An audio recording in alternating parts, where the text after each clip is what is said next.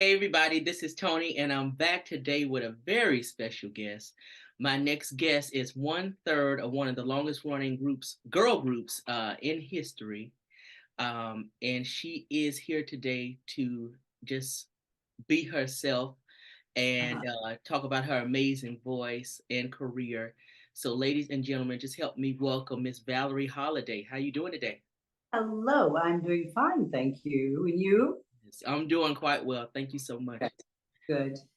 Of course, people, if they don't know you, like I said, you had a long-standing career with the Three Degrees, and you even have your own solo music out as well. I want to talk Mhm. about that as well. But how does it feel to be in this place today and be celebrating almost, well, we have celebrated 60 years of the Three Degrees. How does that feel after all this time, and to see how people still respond to you guys? It feels strange and wonderful. The fact that we've been able to continue for this long. I'm very grateful from the very beginning for the songbook that Kenny and Leon blessed us with That's because it right. uh, what has been our really mainstay, and it's been great. It's been great. The fans are fantastic. We've traveled. I feel blessed. Yes. The, Yes. the Three Degrees have, in my opinion, I don't understand how a group can have so much style, elegance, and the class that you guys had, and not be. I felt like you should have been as big as the Supremes, really.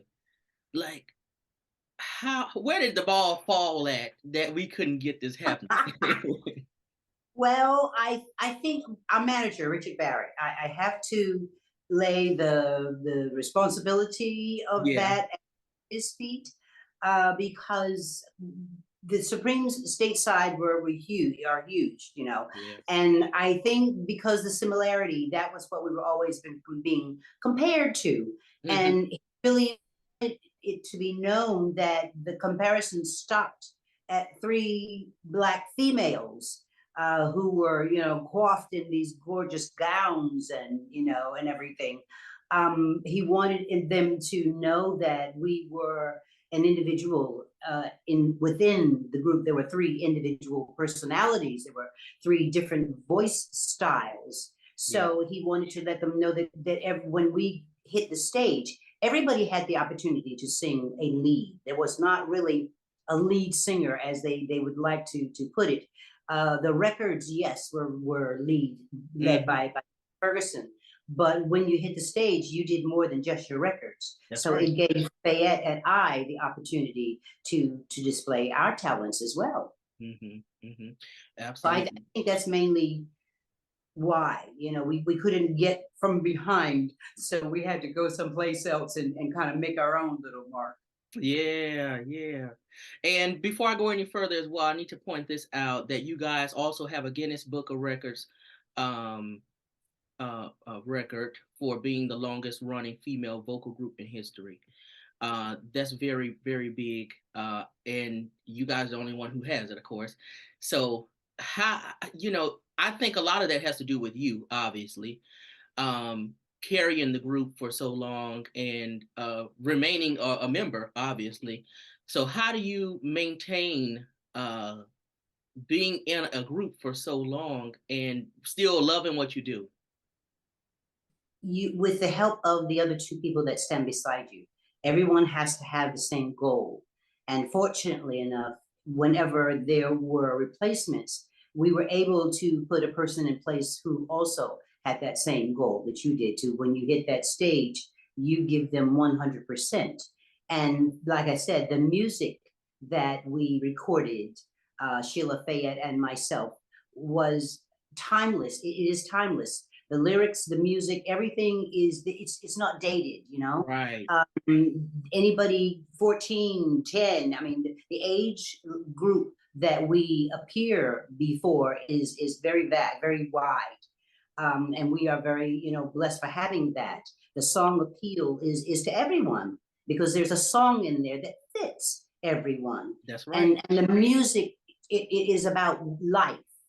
Yeah. And it's not, that does not pigeonhole it to one story or one genre, you know, one situation. It makes it able then to fit anywhere, anytime, you know, in Yeah. any occasion. Absolutely, absolutely. Before we get to the big stuff, like the hits, um, I something I didn't realize is that Richard Barrett was managing you guys for so long, and that you guys were involved with Roulette Records as well. Mhm, mhm. A lot of us came to know about Roulette Records, of course, good or bad, through through like the Funky Lyman story, and things like that. Of course, Morris Levy, who headed Roulette Records, had dealings with Sugar Hill Records, and people found out through that kind of stuff too. So, Mhm. but did you guys have any interactions or anything like that with any of the teenagers or Frankie Lyman during that time?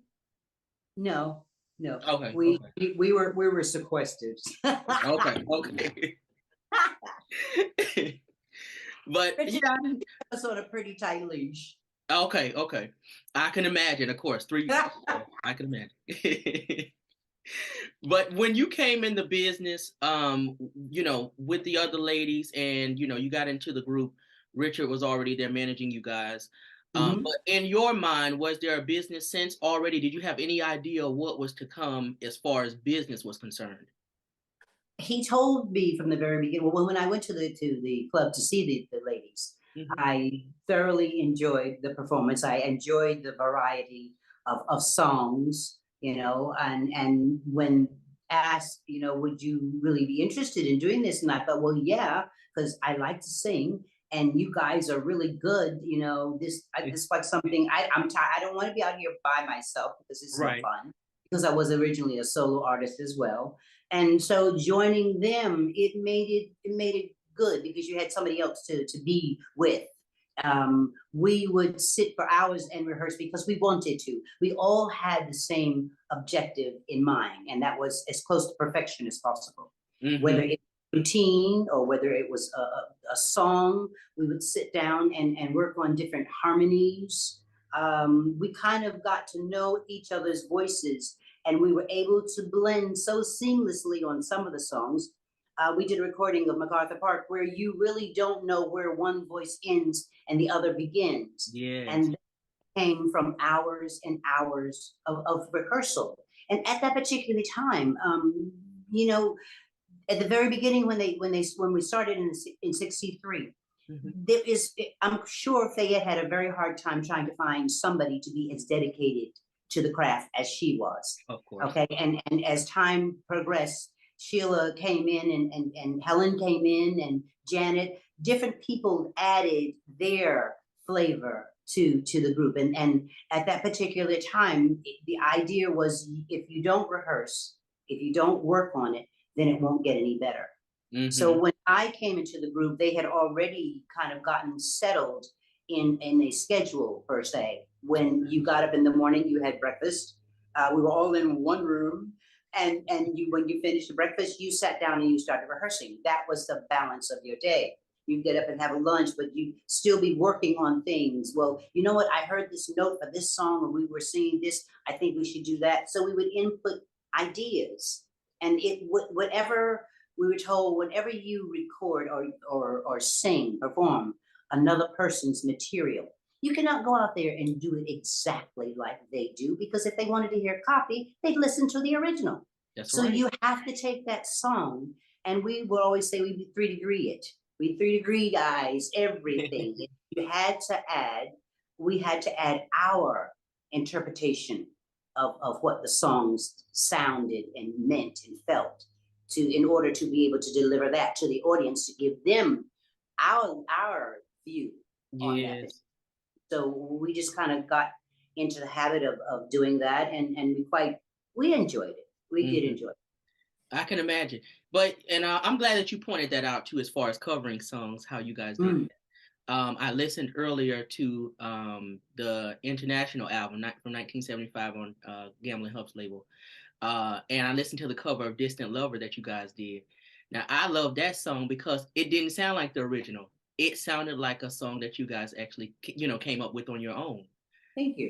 And that's refreshing to actually hear, because so many people want to do it as, you know, the original artist. Marvin Gaye did it. Yeah, Yeah. yeah, So I love that, you know, when an artist really takes control and really makes something their own. Don't, you know, don't just copy, because I already, like you said, I can go listen to the original if that's the case. yeah.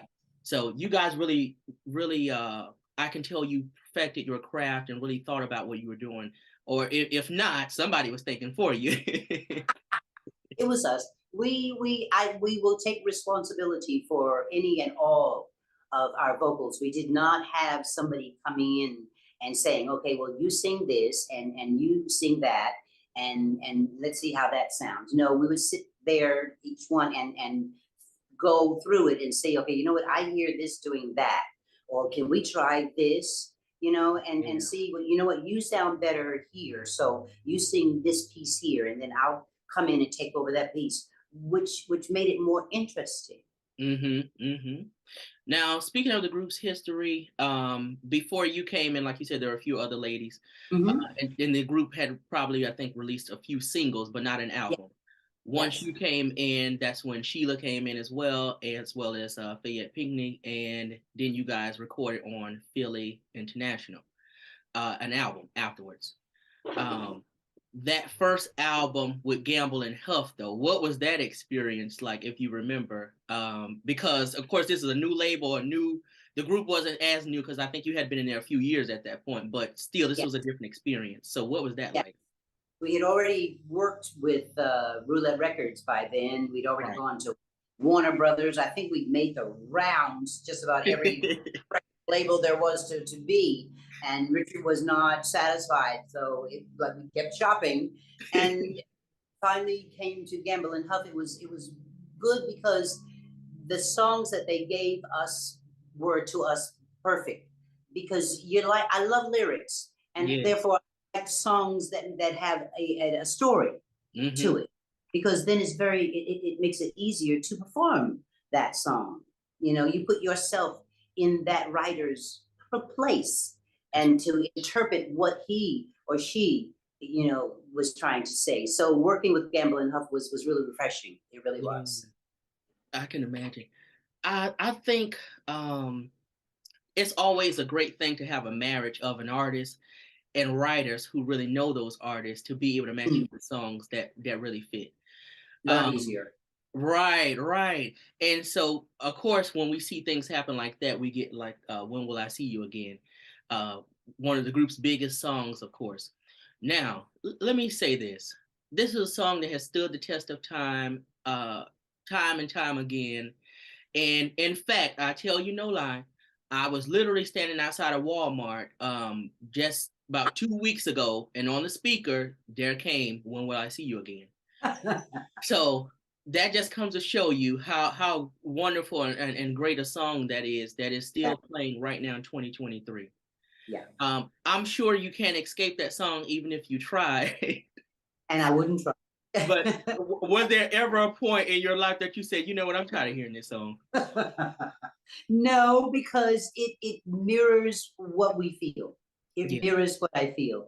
Because you meet, life is moves so quickly sometimes Hmm. that only are able to hold on to moments. And when you meet people that leave an impression on you, you wonder, you know, am I ever going to be able, Right. if I ever see this person again? You know, we had such fun when we did this, that, and the other. So it is something that, you know, it really fits into my life, because it's a question that I'm constantly asking. Hmm. Hmm. I love that. Something I didn't realize until I actually read it was that the song only asks a series of questions. Yes, And it's crazy how that's put together, how that's put together, but it fits so well and it makes sense. When I genius. hear that song, it can fit in a variety of situations. I mean, Mm-hmm. you probably have someone in the army might want to use that song, or somebody who, you know, just lost somebody, or it can fit in a variety of things, you know what I'm saying? A So budding romance. right, of course, definitely that. On the original song, Sheila Ferguson, of course, sings the lead. But Mm-hmm. I listened to a version that you did singing the lead, and I absolutely fell in love with it. And the Well, thank you. reason why is because it was something totally different. And what I mean by that is your voice has such a lower tone and husky and sultry tone. You saw a live performance, I assume. Yes, yes, that's what it was. So I love that you were still able to cover that song and it still kept its original essence, because You have sometimes you can cover something but it doesn't fit, you know? to. And some things it's so big that you're like, I shouldn't touch that. But of course, this is you guys' history, so you have to do it. Will probably go crazy if not. Plus, yes, and then the melody itself is so simple and it's beautiful. It's beautiful. Yeah, yeah. So thank you so much for that, Mhm. for lending your voice as a whole. Thank you for your contribution to American music as a whole as well. But Americans aren't the only ones who love you guys, because the British love you guys as well. And we're Um, so happy. you guys performed for Prince Charles, I understand, and became kind of friends with him in a way, I would say. What was that experience like, going overseas to perform for the British royal family? And that was a time that it was beautiful because not having met any of the people who are in government here, to Yeah, go to a different country where this is history.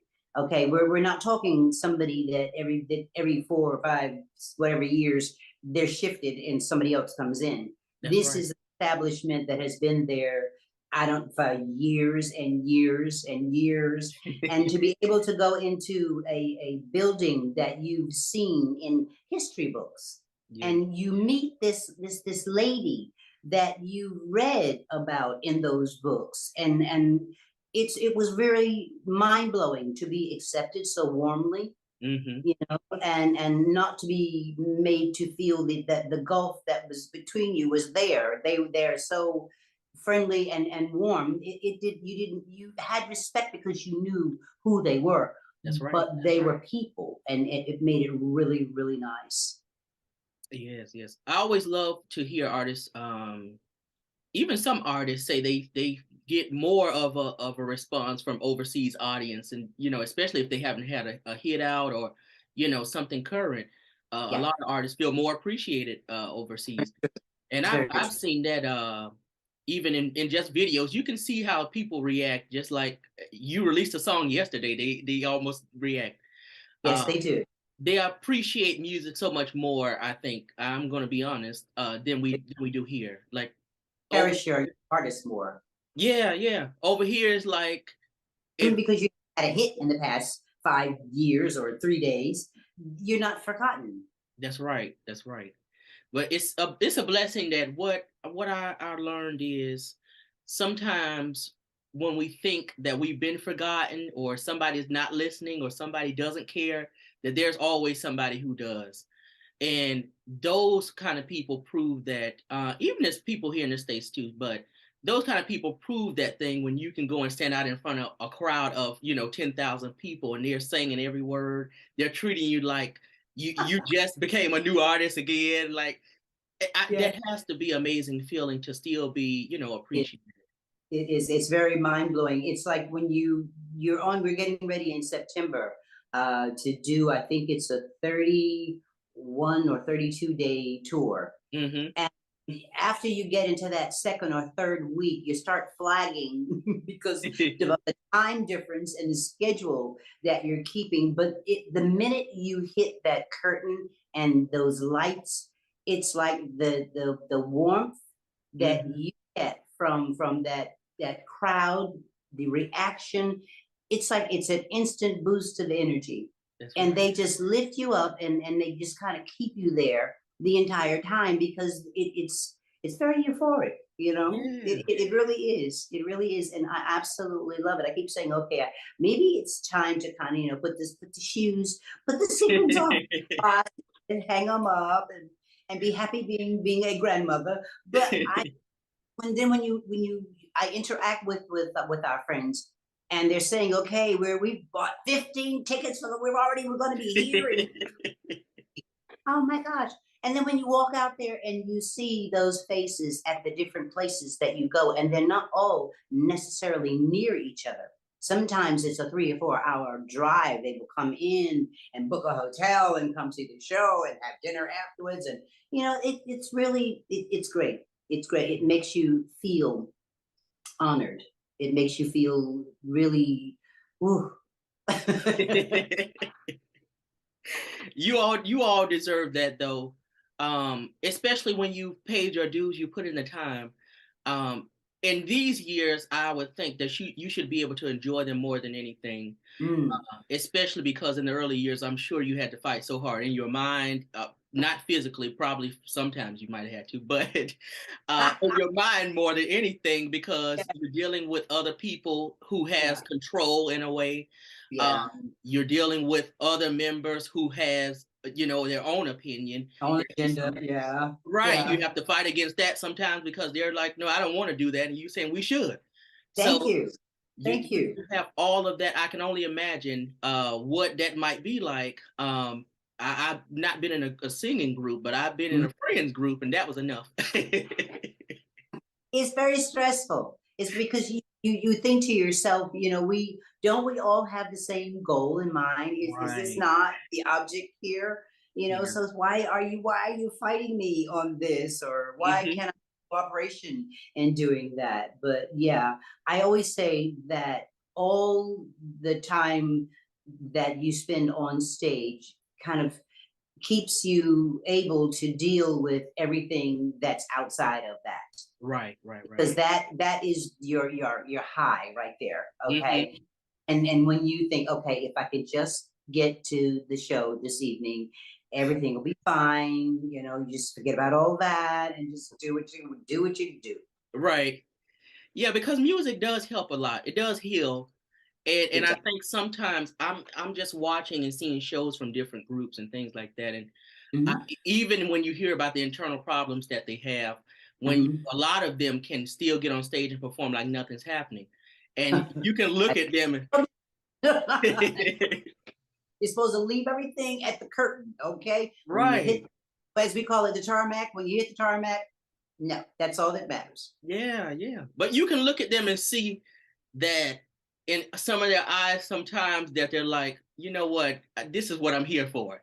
Like Yes, that's what's important. That these people are here screaming our names and singing our songs and going along with us. Like this is what I'm here for. And I think sometimes even when groups break up, that's what fans try to push for so much more. And the group is like, they I don't do. even talk to that person. Why are you guys talking to me about it? Yes, yes, yes. Yeah, but it's crazy. So I want to go back a little bit and go over the career some more. Um when you guys signed to Philly International, you guys put out had a string of hits. But you Mhm, had other songs, of course, then When Will I See You Again, like this, Your mhm. Decision, If and When. Um Dirty Old Man, of course, was released, I think, as the first one, if I remember right. Yeah, yeah. I Love Being a Woman. You guys did a bunch of songs, a lot of great songs, really. Take Good Care of Yourself is one that I like as well. Um, it sounded similar in the melody a little bit to When Will I See You Again, but something totally different. Mhm. So I love that song as well. What's some of the songs that you love to perform outside of When Will I See You Ooh. Gosh. I Again? didn't know is a fun one that we've not done it for a few tours, but we're gonna throw it in there this trip. Okay. Uh, we the stuff that we have from the Areola period as well. Woman in Love, Yeah. The Runner, Giving Up, Giving In. Mm-hmm. Those are some of the ones. We even do a cover on Disco Inferno, so we're gonna throw that one in there as well. All right. All right. That works. That works. Yes, but we try to incorporate some of the older material that and sprinkle it in between. But Mm-hmm. always there's a demand for certain ones, so therefore you got to do them. You got to do That's right. That's right. Because if not, you don't want to be ran out of the stadiums. them. No, we recently recorded a tribute to Philadelphia. We entitled the album "Strategy," Right. and we did. Billy Paul's. We switched it around to me and Mr. Yeah, Jones I listened instead. to that one early, and I loved your take on that. Lou Because Rawls, You'll Never Find. yeah, yeah, ain't no stopping us now. Which McFadden and Whitehead did. You guys had let me see, Love Train on there. Uh, If you don't know me by now, Don't Leave Me This Way. I liked it, that one as well too. Don't Leave Me This Way. Good. You'll Never Find Another Love, and you guys had what else? TSOP on there as well. Mm-hmm. All good songs, all classic songs by Philly international artists, of course. What made you choose those songs specifically, though? I'm curious. We hadn't. Well, I think our manager, business manager, kind of sifted through and said, I think these would hit down, would go down well on a tribute album, and it worked out well. It worked out well. Okay, okay. We wanted to stay in that Philadelphia vibe, you know. Right, right. Well, let me tell you, me and Mr. Jones, I liked your take on it because, again, the way that you know how to approach a song is immaculate, and your voice fitting that song, it it just went with it like butter. Like I love that. Of course, everybody knows that as soon as you hear that song come in, that dun dun dun dun dun dun, dun, you already know what that song is before he even Yeah, said the word. yeah, So that's so classic, and for you to sing it and switch it to me and Mr. Jones, I love that little take on it. yes. Yeah, yeah, I like that. But so let me go back just a little bit. I can't keep you all day, so I want to try to get through this. So much history here. um in the 70s, when you guys were signed to Philly International, like I said, you guys put out a string of hits, string of albums. And then I understand that Richard Barrett was no longer in the picture, like towards the early 80s for you guys. Mhm. What was that period like? Because I understand that it seems like you guys relied on him a lot because he had pretty much groomed you to his liking, I would say. So what was that period like for you to turn around and say, hold on now, we have to find somebody who fits us and find somebody who fits that spot again? It was very frightening because because of the person that Richard was, we did not really have a full grasp on the business side of the group. So therefore, we had to kind of rely on people that he had utilized to kind of help us kind of ferret through Right. what we needed to get done. And it took us a moment. It took us a moment, and I think because of the way he managed, he groomed what he told us to do and not to do, we kind of had, a kind of a scale to kind of go by, Right. to help us figure out, okay, we need to do this because Richard did that and he used to do that, so let's do that, So we kind of pieced it together kind of like that way. We're able to find a friend to kind of stand in front of us and Yeah. kind of be our what do you call it, our protector, to kind of go out and do, because a lot of times the agents and people, they don't really like to talk to the artists. Okay. Exactly. Yeah. So you kind of need a front person to go in there and represent, which is what we got. We would tell him, okay, we want this and we don't want that and want this and this. And you go tell them that's what we want. And it worked out for a while there. Yeah. In the 70s and in the 80s, really as well, even in the 90s, with girl groups, a lot of times what people would do as far as the members, especially if there were three, they would kind of put the other two members as background in their minds and make one person a lead singer. Now I heard you say before that there really wasn't one because, you all saying lead, but on record, it kind of seemed that way. Um, Sheila Ferguson, of course, pretty much seemed like the lead on record, of course. Yes. And when she left, I can imagine there was kind of a void there because of that. Or how did you guys manage to, one, fulfill her spot, and then two, still carry on what you already had with somebody else taking over what would have been, quote unquote, the lead? Well, it was very difficult to find somebody to step in because of what the way that we conducted business, the choreography and song, and you had to find the right vocal. Uh, you know, you couldn't just Yeah. stick another soprano in it because we already had one. So it was like you had to get the right voicing and somebody whose personality kind of meshed with the other two, because you are constantly in each other's pocket whether you like it or not. You spend 24/7, damn near 365, you know, so you got to really kind of like each other. Sometimes you, yes, we try to be as honest with each other as without being cruel, you know, Right. as possible, because you can't hold on to things and not come clean, because then you're holding grudges and there's attitudes, and that's not a way to run business. Yeah. And as you can see, we did have to go through a whole bunch of people before we finally, you know, found someone in Cynthia Garrison, who was with us for 20 years. So it was like, you know, it was hard, but we managed to find her, and it worked out for quite some time. She was there up until physically, she had gotten into an accident when she was like 30, Mhm. and the car accident, and it really kind of came back to visit, as they, oh, your grandmother always say, you know, if you hurt something now, when you get older it's going to come back and say hello, remember when you did this. Right. So like it got to the point where her health would not allow her to continue, and that once again was a stopping period, because then, okay, now we have to find somebody else. But we were vigilant in our prayers. Yeah. And the young lady that joined us had already been in a group, so she already knew Freddie Poole. She knew the group situation, and she had just, you know, finished with the former ladies of the Supremes. So we asked, you know, okay, would you be willing? Would you want to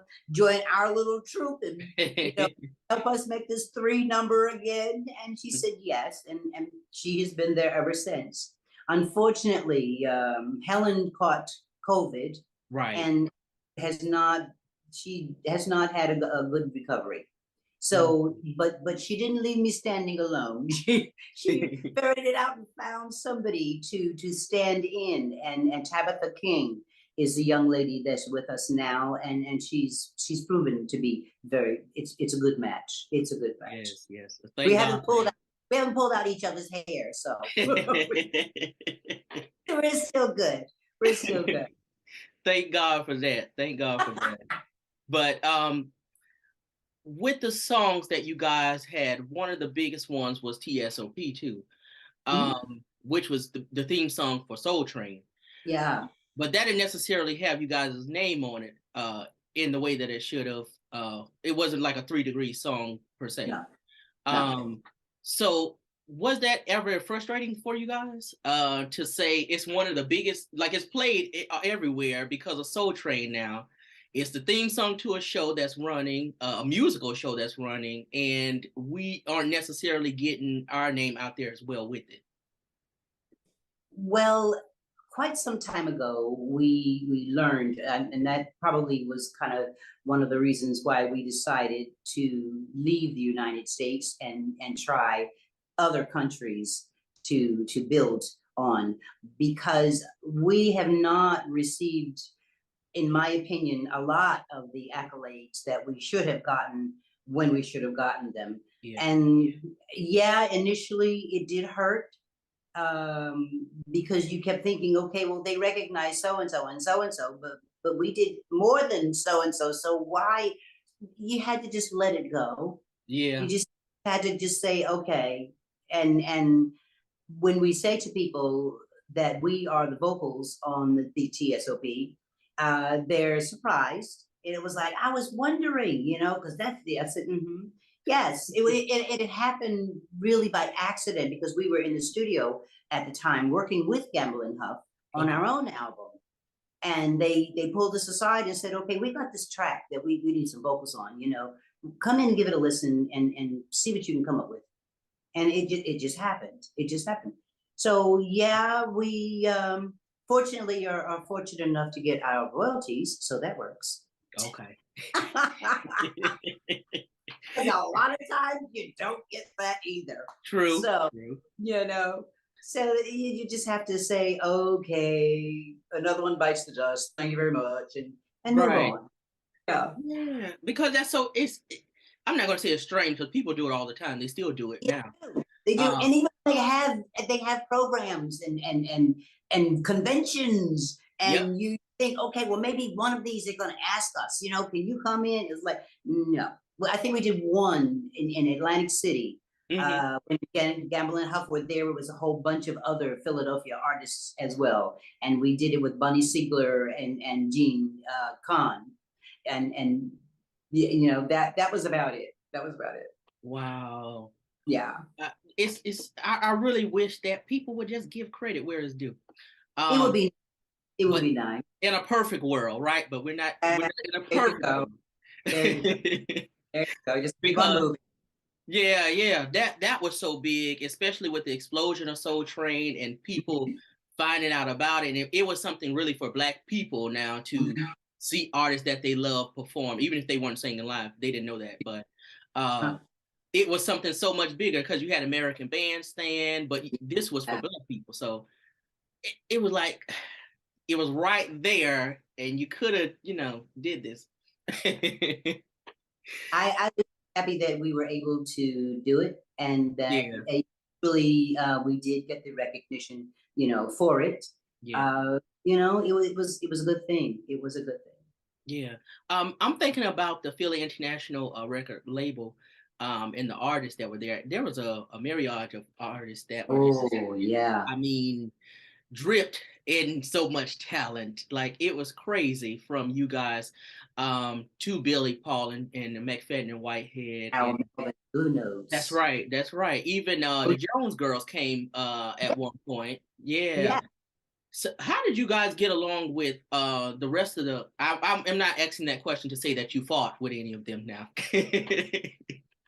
Well, as I But as I told you before, we had a very very small uh, entourage, if you want to call mm, it that.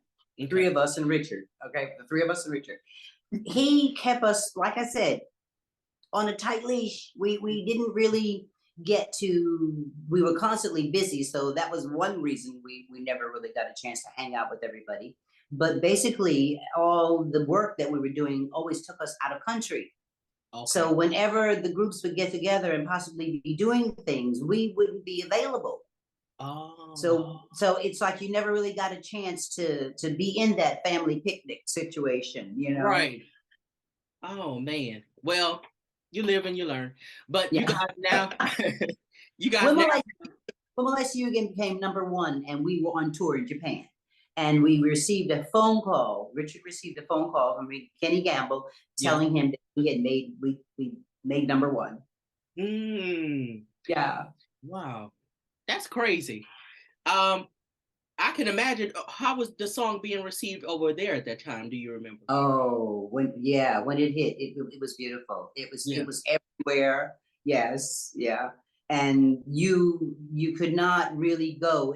And when we did go over to Europe, we did a lot of TV shows. Mm-hmm. And like you say, the way that they treat artists is totally different from it's not totally different, but it's a bit different from over here. Yes. Once you've saturated the television, they know what you look like. So, Yep. like Michael Jackson, you can put on whatever you want to put on. They're still going to know that it's you.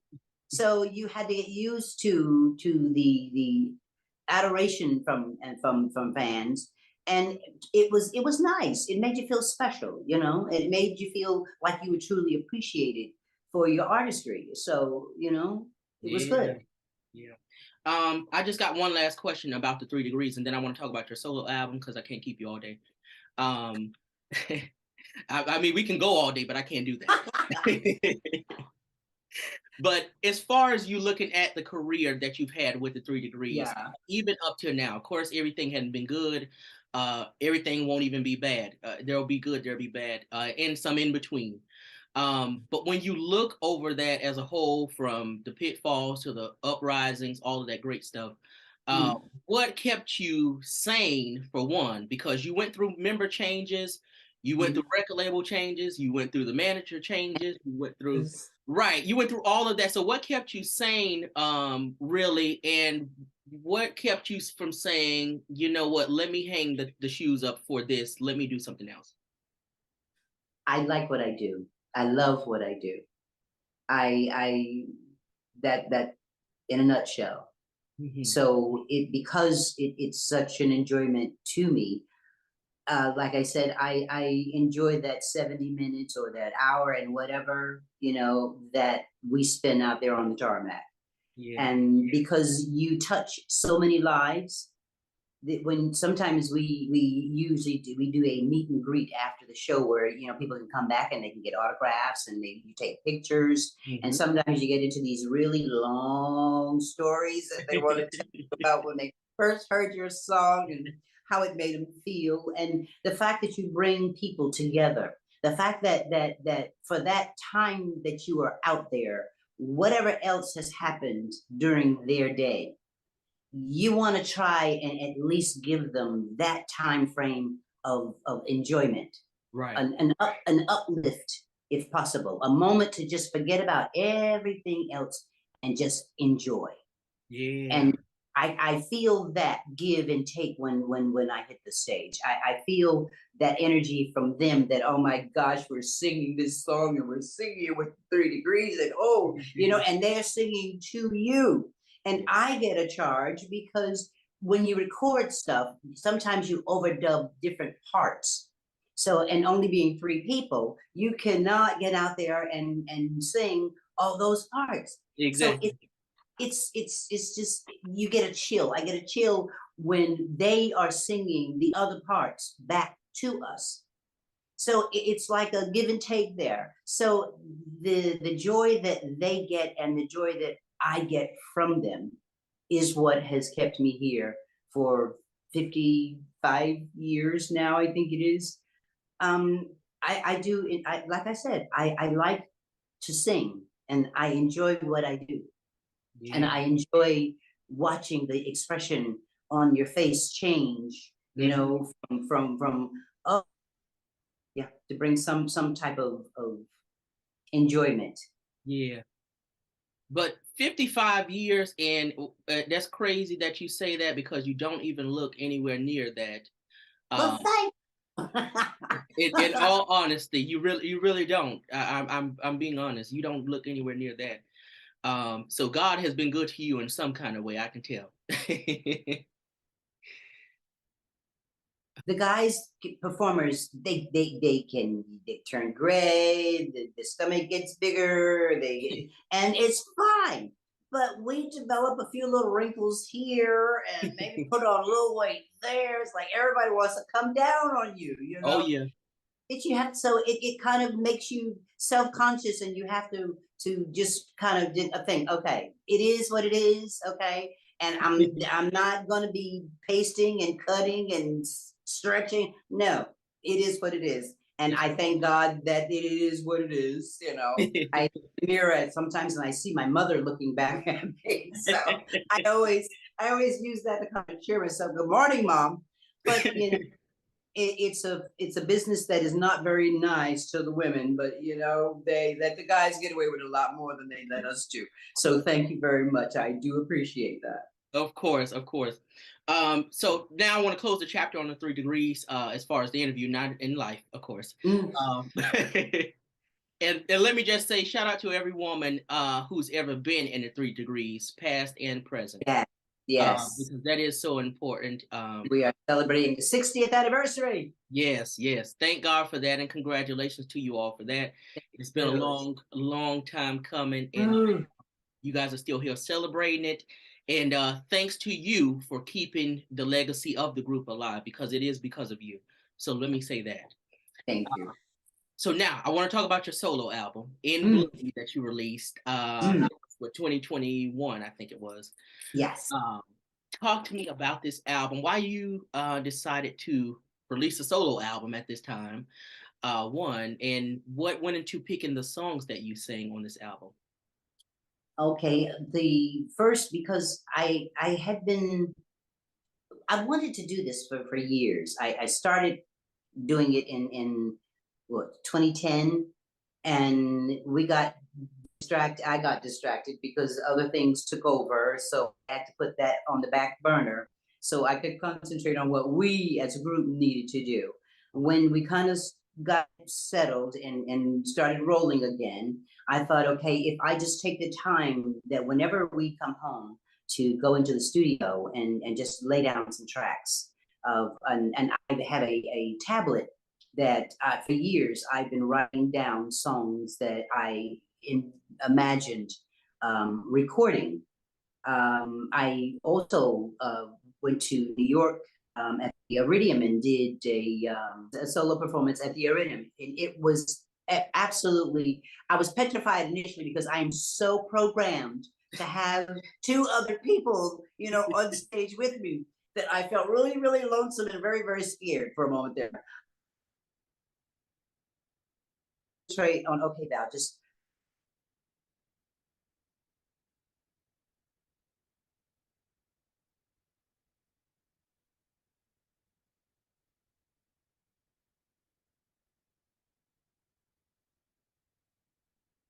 studio and record bits till finally and if it didn't work out, then I tell them, okay, no, we have to scrap that. I'll come back, I'll listen to that and see what I want to change on it, because like I said, I like lyrics, and if you're going to, I wanted to do standards because I love the stories of them. Yes. And it was very important to me that I didn't sing "What are you doing for the rest of your life" like everybody else and their mother, you know. Mm-hmm. Mm-hmm. I needed to change it around and pull it, not so that the song is not recognizable, but just so that the song has a different treatment because that's me. That's right. That's right. So let me just go down the list of songs. So there's 7 songs on here. So you have All I Do, Just the Way You Are, Here's to Life, one of my favorites. One Good Reason, How Do You Keep the Music Playing, Under My Skin, and What Are You Doing on There? So like I said earlier, your approach to a song is really immaculate. So you really have an ear for doing that kind of thing. I can tell in listening to the tracks that you sing lead on. So just I don't know who's to blame for that, but thank you. Because Only me. okay, well thank you then. You know what? Only Because me. everybody can't approach a song in the way that you do. So I do appreciate that. And then you make it again your own. You still give me that emotion in it. I can believe what you're saying, even though I know it's not your song. I can still believe what Mm, you're saying in this song. mm. That's how good that you go in and you sing the song and you approach the song in that way. Thank So you. yeah, Here's to Life is one that I heard probably a million times, right? Ah, I love Um, that. one of the people that I love to hear sing that song was Mary Wilson from the Supremes. Mm-hmm. Love to sing. Mm-hmm. But hearing this version from you, I was like, oh, okay. It gave me something different, you know? Yeah. So thank you for that. Is there any one particular favorite that you had from this set list? Yeah. What are you doing the rest of your life? Because I was fortunate enough to record that when we did it in our one of our concerts at the Royal Albert Hall. Mm-hmm. It's always been one of my very favorite songs. So it was like a dedication to my husband. So yeah. Okay, okay, I love that. Now, are you considering doing the part two? Yeah, yes, he keeps badgering and saying, okay, you know, you really do. And a few other people keep saying, you know, you really do need to do another one. And I keep saying to them, okay, and as soon as I get the time, as soon as I get Okay. the time, and I'm pulling a song list together. I would like very much to do some original things in there as well. So I'm working with other writers to, you know, see what we can come up with. So yeah, in future, God willing, you know, yes. All right, all right. That's what I like to hear. I'm glad to hear this. Yes. So, um, I just want to again let people know what's next for you. I know the 3 Degrees are going on tour, so just remind Mhm. people that when you guys are starting, if you have the dates, and where you're starting at as far as the tour. Oh, you know what? I'm bad. I'm so bad. I'm so bad. I know it's in September, and I think it's the 16th of September is our first date, and we are starting. It's so really mind blowing and wonderful. We're starting out in Amsterdam. They gave us our first number one with "Dirty Old Man." Yes. Uh, yeah, it hit the charts there, and just like everybody else, just had to fall over and go with it. They were insistent upon that. And when we get ready to perform that song, oh my gosh, the roof just comes off, you know. I And believe it. we're going to do quite a few of the dates in the UK. I cannot tell you where they are, no, because I don't have the itinerary. But if you go to the 3degrees.com, everything is on there. Okay, sounds good.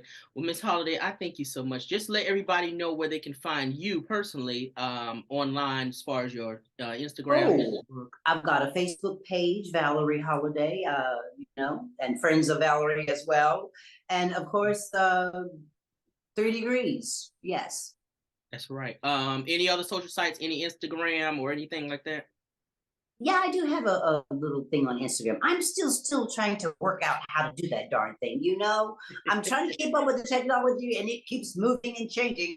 And you know, it's like, okay, I know how to post here. I got Facebook down to science now, but I'm Right. still working on that Instagram thing. I'm still working on that. Okay, okay. So if any other information, of course, like she said, go to the 3degrees.com. Right. Yes, yeah. The website there, and everything is listed. Got it. Well, ladies and gentlemen, this is none other than the legendary Miss Valerie Holiday herself. Thank you again. It was a pleasure. God bless.